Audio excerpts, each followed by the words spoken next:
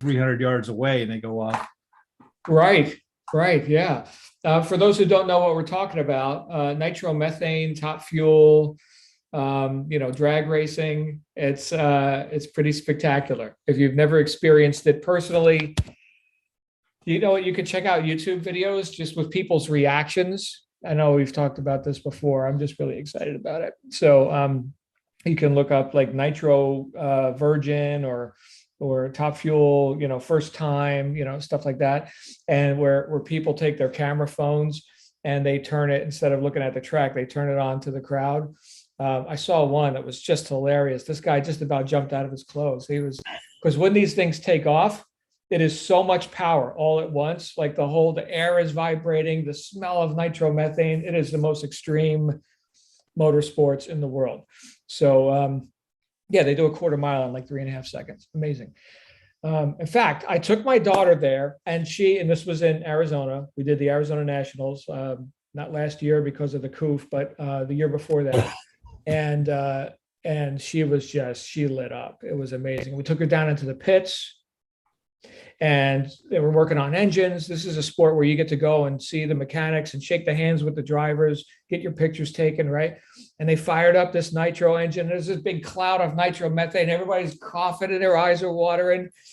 And I'm like, all right, you've been christened, right? It doesn't hurt you. It's just, stings a little.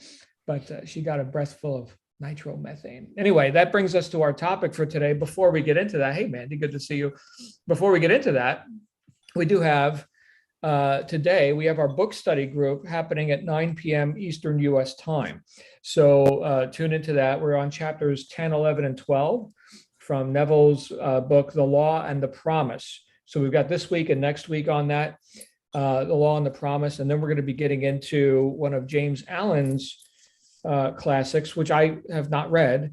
I've read As a Man Thinketh, which I think a lot of us have here. We covered that in the book study group, but it's the eight pillars of prosperity. And Stuart sent me this book that's that thick with all of James Allen's works. So I figured let's do a James Allen piece, right? If it's anything like As a Man Thinketh, then it's going to be 1 or 2 weeks and we're done, because As a Man Thinketh was like a pamphlet. But anyway, tonight, chapters 10 through 12 of the Law and the Promise. By the way, guests are invited to that. So jlsuccessmastermind.com/books, and they can sign up for just a book study group, visitors pass or whatever. So there's that. On to the topic for today. Since I saw John Apogee, my mind immediately goes to motorsports. I was thinking about the balance between or the correlation, I should say, between competence and speed. Back to the anecdote of bringing my daughter to the drag races. One of the things that I made clear to her was that we're not going and paying money to watch grandma drive at reasonable speeds. That's not what we're paying to see. Okay, we're paying to see the most extreme and competent and fast driving in the world. Okay, that's what we're paying to see. Now, how do you get to be somebody who can manage speed, extreme speed? Well, you become very competent. Okay, I just had a meeting just before we went live here. I had a meeting with some new online marketers, and some of them were, it was only like a 15-minute long meeting, but throughout the whole meeting, some of them were fiddling with the buttons, trying to figure out how do I get unmuted with microphone cameras, right? What the hell? I can't hear, I can't talk. Okay, so they're new to the technology. Let's say that we're using Zoom right now. Okay, so the technology of Zoom, there's a certain level of competency that one could develop using that technology. And when they do develop it, they're no longer spending time fiddling with buttons, trying to find where's the stuff that I'm looking for, right? Speed is the byproduct of competence. Now, a lot of times in life, we've heard, and I'm sure we all have, be careful, drive safe, okay? Which, I mean, yes, of course, drive safe, of course, okay. But just like the example we just used, right? There's ways to be safe and drive really friggin' fast.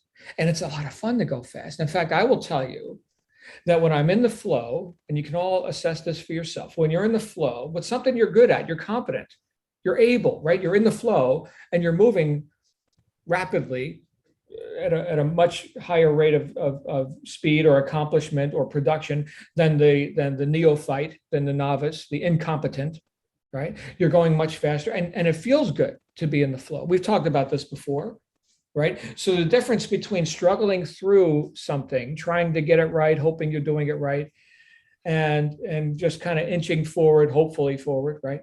Versus full steam ahead, in the flow. It's a completely different experience. Let's give another anecdote, but one that may be more relatable than driving a nitromethane powered, drag racing car. Here is a customer. Okay, so you have communication, right, between you, and you've got your business, your products, whatever your offers are, and then you've got the public, who is the potential buyer of those products and services.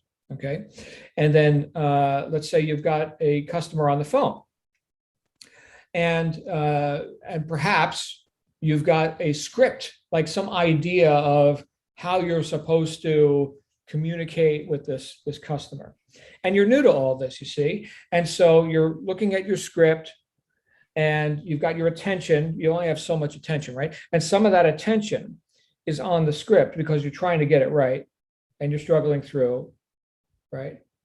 And less attention is on the customer because what you're trying to figure, you're incompetent, basically, is what you are. You're incompetent, and therefore the speed, not the speed at which the words come out, but the speed at which the synapses connect, and the things in your brain fire, right? That is diverted through a series of questions to get from A to B. There's lots of different things that take up time. Lots of maybes that take up time. And here's the most tragic part: reduced or diminished attention on the other party, which is the most important person in the world at that moment, which is the person with the credit card in their hand who could give you some money. Counter that now, contrast that with, here's the person who's been in the driver's seat of that business, that sales operation, whatever, for years and years. They don't need a freaking script, right? I could tell you, I could recite the thing word for word. Competent, right?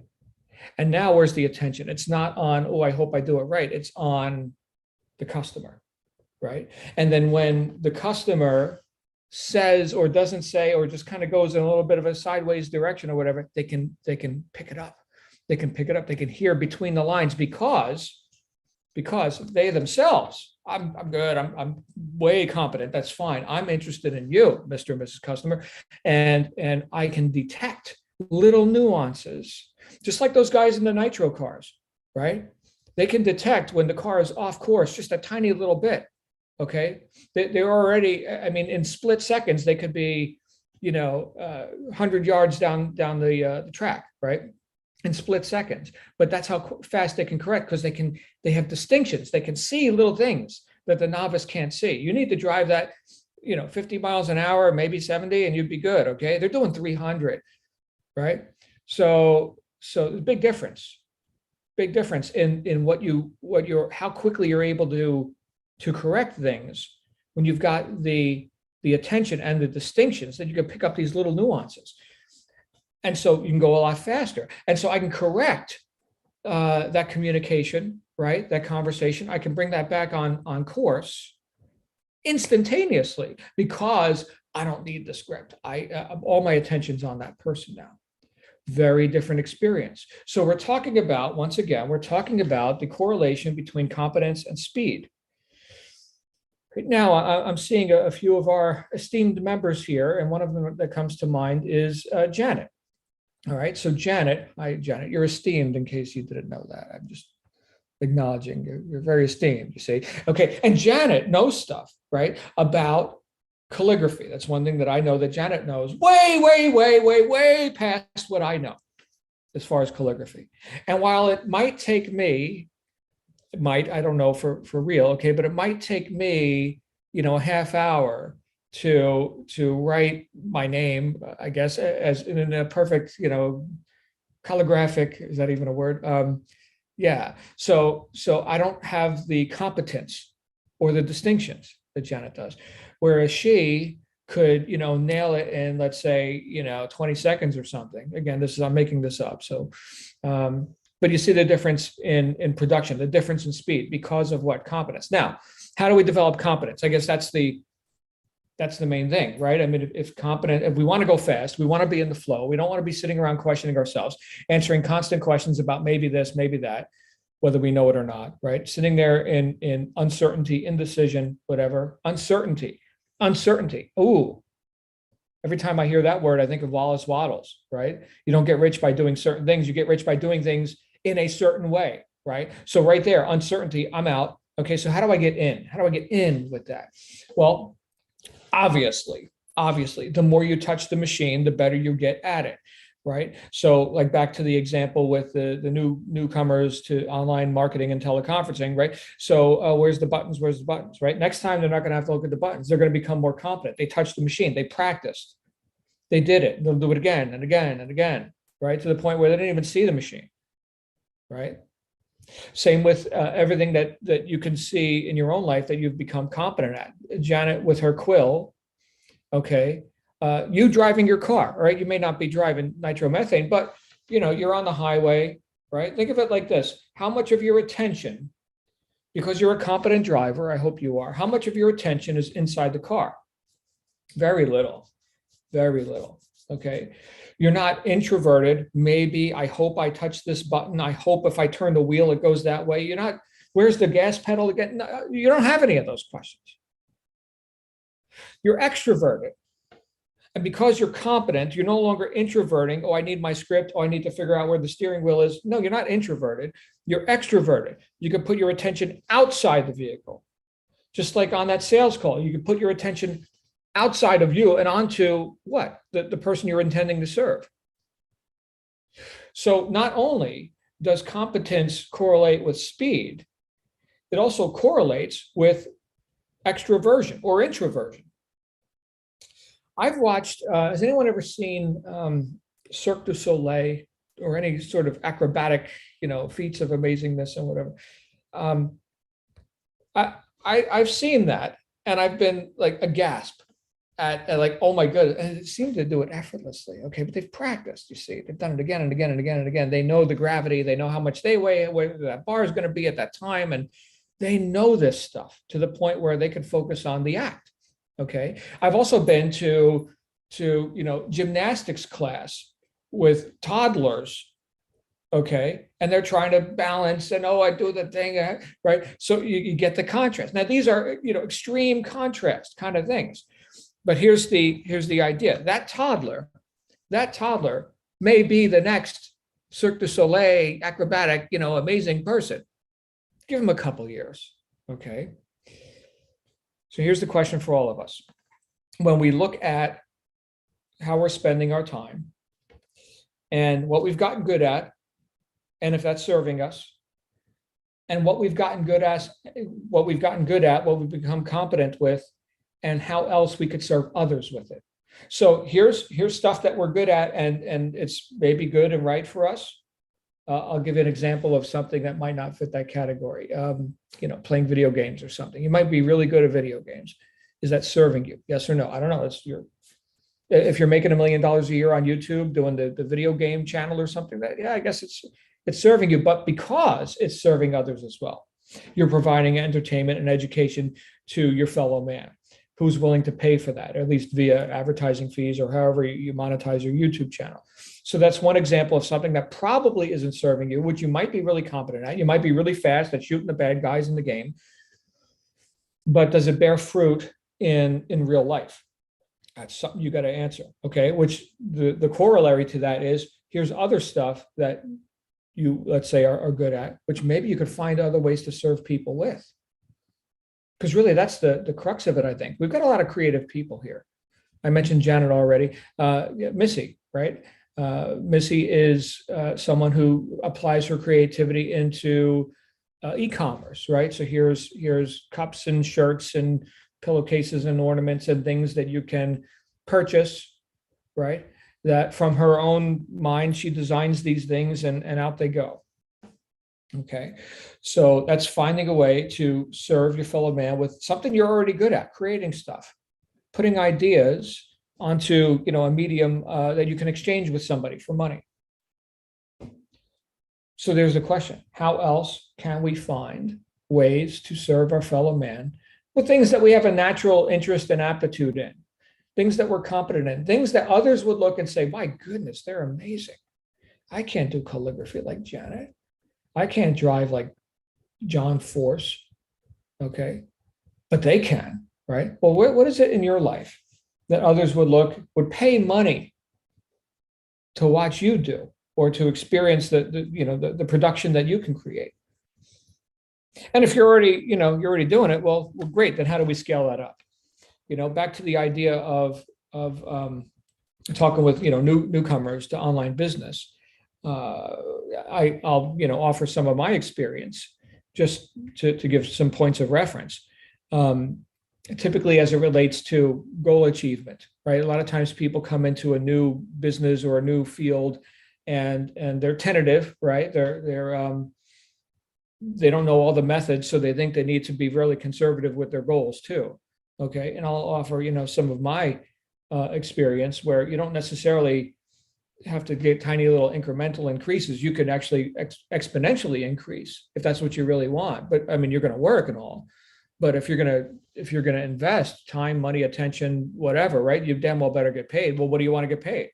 So thinking with the end in mind, right? Kind of like what we've been reading in the Neville book, The Law and the Promise, right? Thinking from the end, being that person now who has accomplished those great things, those high statistics, that whatever the wish fulfilled is, being that person now, not waiting until you already know everything.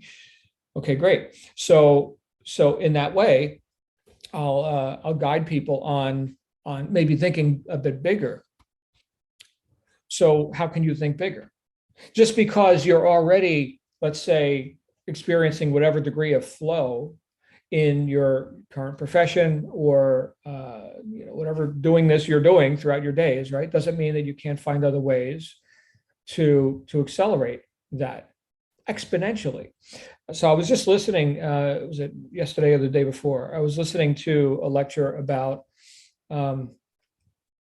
essentially about this, not using the same words or anything, but the idea of, as good as you are, listen to this, guys, as good as you are at what you do now, find two ways to serve people with the things you're already doing, you're already good at. Find two more ways to serve that customer that you're not doing. Two enhancements. Number two isn't magical or anything, but this is what the lecture said. Okay, so think about this, right? What is something that you haven't been doing that you could be doing to provide a higher, better, greater, quality and or quantity of service to the people you're already serving or attempting to serve? Now, answering a question like that, you may or may not be able to knock that out while we're just sitting here right now. I haven't knocked it out yet. Okay, so you sit there and get quiet for a little bit, write down a bunch of ideas, cross a few out. I mean, however it works out for you. But the idea that you're expanding your mind, not necessarily in the way of just building competence. Let's say you're already competent, all right? But expanding your mind in ways of how can that now affect more people in a positive way, right? How can I affect more people in a positive way? That is a question that I don't think the average Joe sits around and contemplates much. I mean, the guy who's punching the clock at McDonald's or something, right? They're doing enough to not get fired, and they get paid based on time, and the hamburgers are made, and that's the job. They made the hamburgers. Okay. There's no questions like that. But if we go back to Wallace Wattles, The Science of Getting Rich, where he talked about being bigger than your current station in life. This is a question that allows us to do that. This is a question that puts us into a condition of considering, how can I be bigger than my current post, my current station, my current work? How can I be bigger than that? Well, what's two things that I can do to be bigger than what I've been doing up to this point? to excel, to outproduce. This also works, by the way, according to Waddles, going back to Science of Getting Rich, this also works for the job worker. If the person who is flipping the hamburgers at McDonald's or something, if they were asking questions like that, next thing you know, they'd be the manager. Maybe the next thing you know, they're buying the franchise or something. These are the questions that the advancing man and woman asks themselves. And I needed a reminder to ask myself that, because there is this, comfort, homeostasis, whatever, where, hey, it's good. But what also do we know is that good is the enemy of great. Okay. So resting on our laurels or, being comfy or whatever. Yeah. That only goes so far. And look, since the marketplace is always changing and expanding and going at lightning speed and everything, well, it'd be a pretty good idea to enhance. I'm not saying abandon tried and true to throw in experiments, but I'm saying experiment with enhancements as icing on cake, right? I always wondered about that. Why are wedding cakes so tall? I mean, once you've iced the one piece, isn't that it? No, you put another piece and you ice that. And then you put another piece and you ice that. So I guess we could build a skyscraper of competence and awesomeness here. But the point is that with my own cake eating proclivities, one piece of cake is enough. Anyway, I'm babbling. I hope you guys got some ideas out of this. And if not, well, shame on you. If not, just sit with that question. What are two things that I could do? Or pick whatever number. What's one thing? What's three? Okay. So what are two things that I could do to that I haven't been doing with my already existing skills, abilities, businesses, whatever, to enhance, to serve people at a better, higher way, to do more good in less time for more people? Great question. I'm working on it. You guys got some thoughts about this? Whatever this topic is, enhancement, going faster, speed, competence, something. We got Allie's here, Bob, Missy, Catherine's here, Daisy, Edward, Giovanna, Janet, John, Linda, Lindsay, Mandy. Good to see you guys. What's something that you're good at that you could enhance, Missy? Come on out. Well, I'm very good at customer relations in the Etsy store. And these people, the lady wants me to pray for her, which we're praying for all our customers, past, present, future. But they tell me about their sickness. And so that I'm taking the time to write to them. Somebody reached out to us from Instagram with 96,000 followers and put our web address, our Etsy store up there. I didn't do that. They did that. They're a little shady, but so that was a nice thing to have. I just am, Linda helped me with this, thinking of it in a different way. Instead of just sales, we're serving them. And you've been mentioning that a lot today.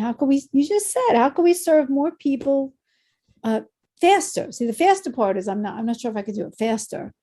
And with the other business, I'm approaching it with the mindset, I'm serving you and I'm serving our country. So I'm doing something good in two different levels. And it gives you a different feeling inside of you when you're just saying, instead of saying, I got to call this person now, make this call. And I did the 10 times thing. I did Cardone. I made a list of 30 people from my own list who I don't want to call. I made Facebook posts.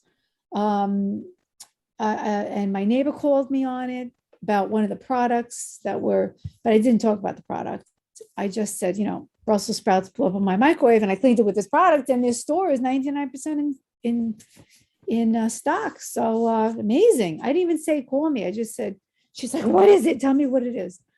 So I'm just making the move as much as I can, as fast as I can.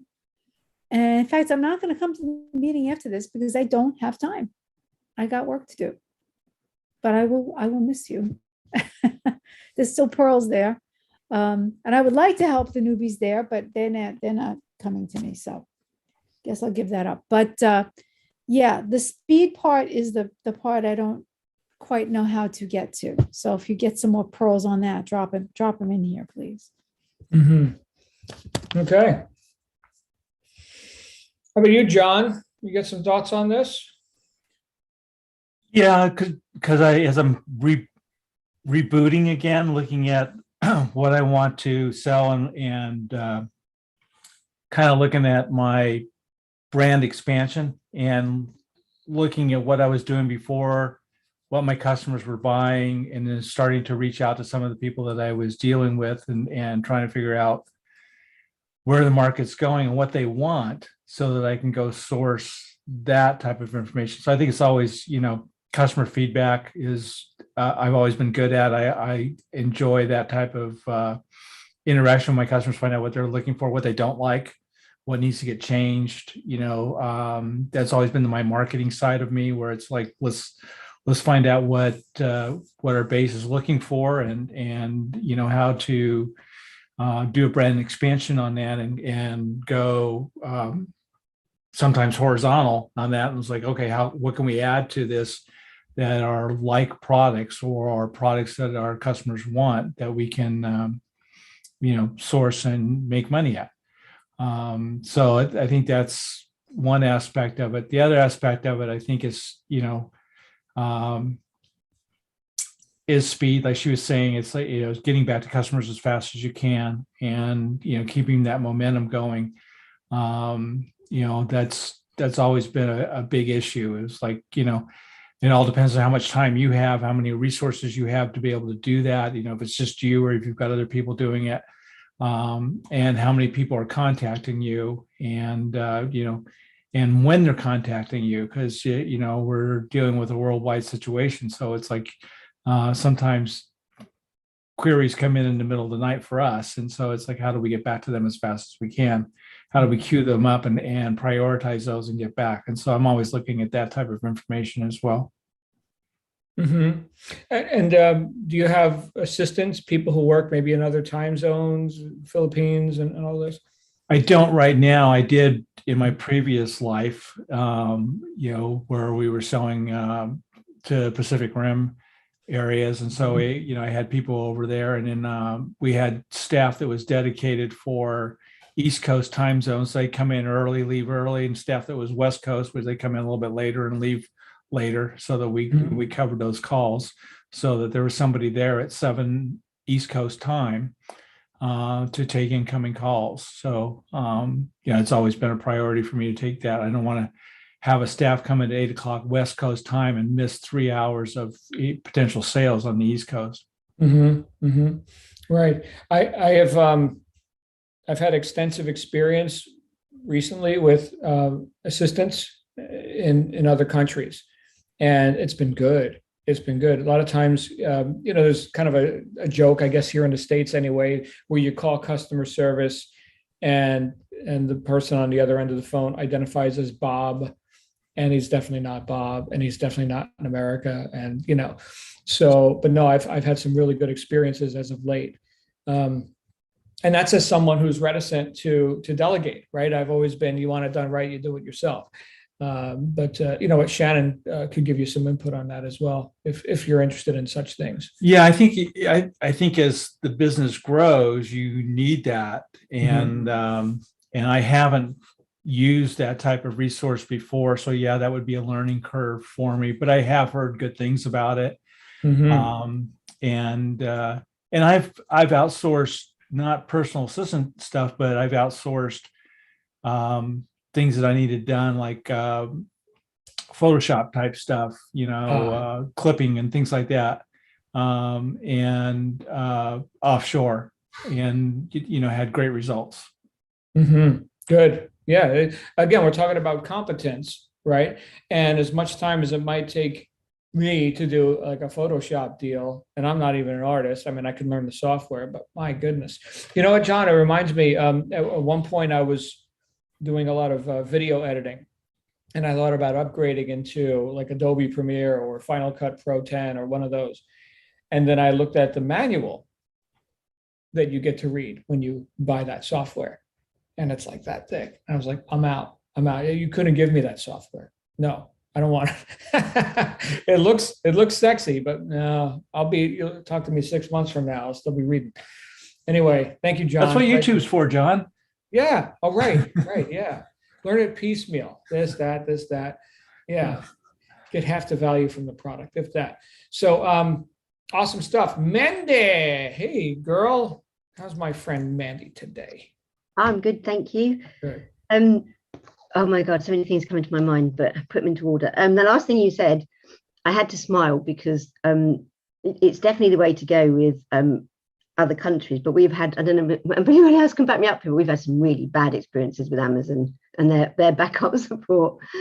And so we've always ended up having to wait. It's like this people. So if you have it, yeah, train them so they are competent, so that they are going to give you the help that you need. So otherwise, you wait till 8 a.m. PST because you know the Americans are coming online. You actually get some sense out of them to answer it. So, but it's definitely the way to go. But from my side, so as you know, I'm building my business at the moment, and so I'm working with Jessie Ecker as well. So I'm doing some work with Jessie Ecker. So the way that we're building it would be through events and through Facebook groups, and that sort of line of work.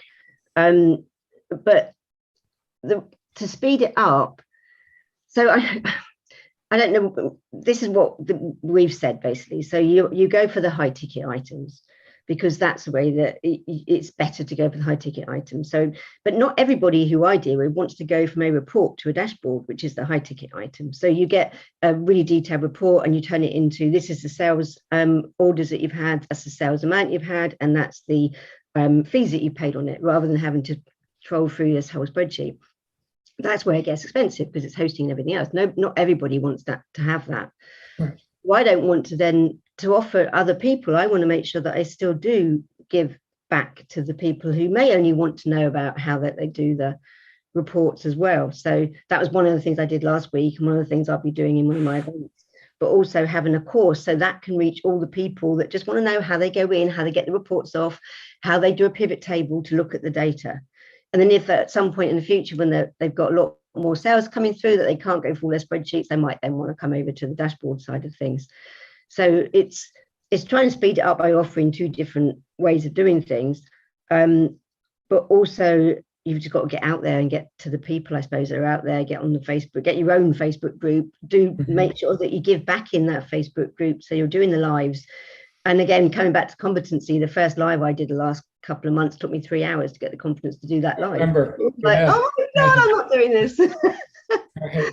And the only reason I did was because I had to, because it was a challenge. So, and then the next one took an hour, and then the next one after that took like 20 minutes. So it gets much, and also just learning how the software works. It's like, it doesn't start when you get to zero. Yes, it does. Does it start when you get to zero? And then you have to stop it at the end. Just that, when you go straight into it. And knowing that people are watching you. If you do it on Zoom and you do a video recording, I can do that in 15 minutes. But when you know that people are watching you live, it's a completely different kettle of fish. But you do it and you get more confident with it, yeah, because you know then what you're doing. So definitely just get out there and start doing it. Once you've got it to the point that you think that you understand it, just do it. There's any way really that you can get the competence with it. But so, yeah, it's just really getting out there. I mean, it's slightly different with Amazon because on the Amazon side, on my products and that, it is more with the advertising and everything, isn't it? With the advertising, getting the advertising there so that it brings it up for the algorithms and everything else. So it depends on what area you're on. And my son bought me a mug for my birthday, which said "Best Cat Mum," and I thought, print on demand. It came from print on demand. It was like, yeah, you just bought it from print on demand. So it was like, no, it was me, Missy, but it was like, yeah, it was really good that you got that. So yeah, that's my day, what it's worth. Very good, very good. And for anyone who doesn't know, Mandy is doing reporting. She's like a reporting expert for like profit and loss, and as it relates to e-commerce selling. And so getting that enterprise out there, getting that going. Yeah, sure. High ticket's nice. But how many people? Look, the whole idea of having somebody do your reporting for you is that I'm not interested in reporting, so you do it, right? And how much reporting is needed. So yeah, I think there's got to be a gradient, you know, where you taste it a little bit. Oh, you're scaling up. Oh, give me some more money, right? So I don't know if you can just go for high ticket on that. So yeah, good times. Thank you, Mandy. Anybody else? Any other thoughts on this? Ways that we can serve people better, higher, faster?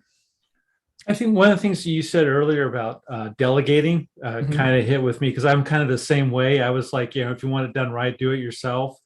Or the other aspect of it, and this was something I had to learn early in my career, was I used to think it would take me longer to teach somebody how to do it than for me to do it myself. But you have to let go of that and realize that if you're teaching them, then it's repeatable and you can delegate that and get more work done from them and from yourself. And I think that was one of the hardest things for me to learn early as a manager. And I think it's one of those things that I see a lot of people that enter into an entrepreneurial type situation because it's just them when they start out. And as they build, they don't know where to let go of stuff and delegate that. And I think that's a learning, trained, and intuitive thing that, has to come with experience. It's the competence thing that you're talking about. It's like, when you get to a certain level, it's like, okay, I have to have somebody help me with this. And being able to just acknowledge that, is like, as you might say, it's one of the 12 steps. It's like, you got to I've got to let go of this and you've got to do this. And I think that's one of the hardest things to do when you start out. Yeah. Yeah. I didn't say any of this was easy. Thanks, John. Good stuff. Good stuff. Lindsay, the dollar mama. Here she is. Hey, Lindsay.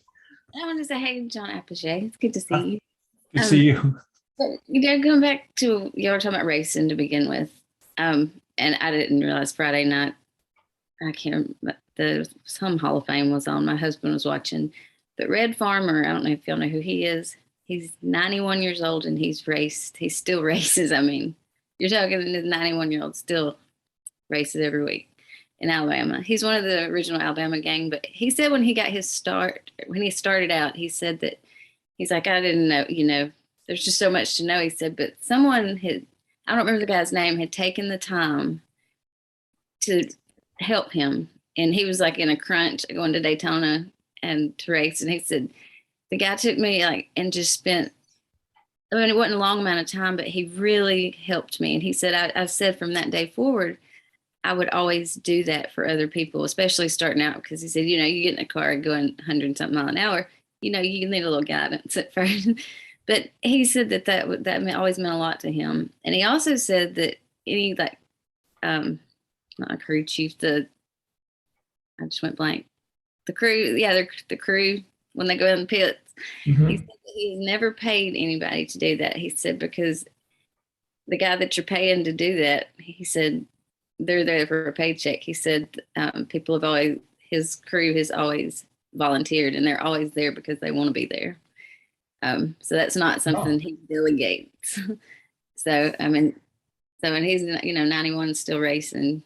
So he's, but I thought that was a good analogy. Yeah, I guess it brings up the idea of pay it forward, Mm-hmm. right? So he was helped and now he likes to help. As far as the crew getting paid, I guess this is amateur racing, because I'll tell you what, everybody's getting paid in professional racing. No, it's NASCAR. It is NASCAR, but he said he's never paid that. Most of them don't pay their crews because they want to do that. How do they eat? Well, I mean, I didn't ask. I don't know. I don't really know. I mean, maybe the NASCAR pay. I'm not sure, but I know the racing don't pay it. All right. So I don't know all the economics of motorsports, but intriguing nonetheless. Thank you, Lindsay.